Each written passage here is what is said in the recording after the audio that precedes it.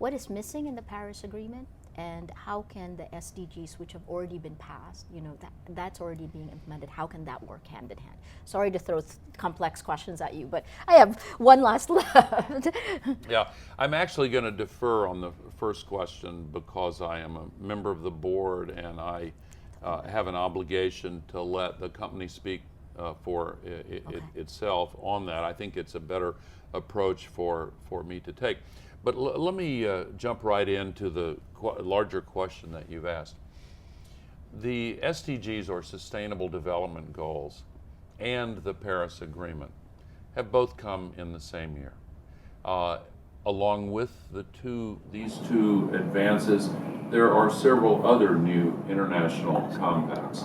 And taken together, they represent the beginning of a new global era in which the community of nations is formally recognizing a set of obligations to steer our course toward more social and justice, climate justice, economic justice.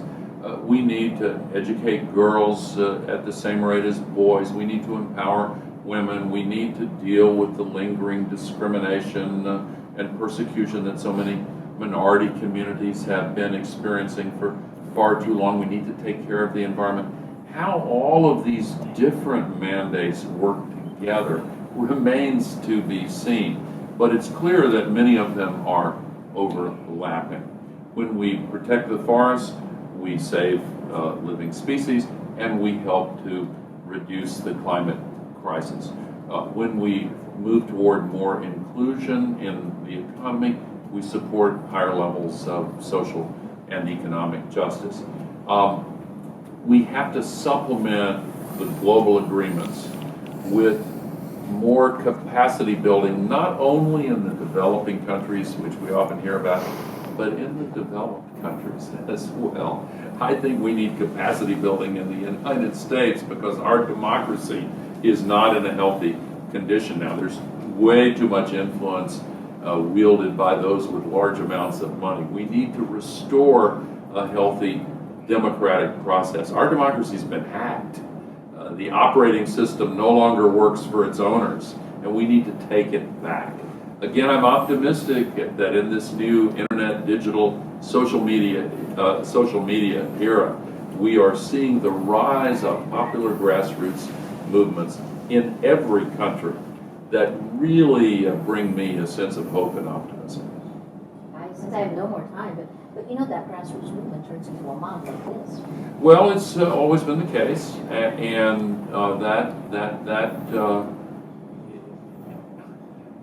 that is a risk that the advocates of democracy have always been willing to run, because in the long run, the benefits of harvesting the wisdom of crowds, trusting in what we know to be the truth, that all of us together are smarter and wiser and more effective than the smartest individuals among us.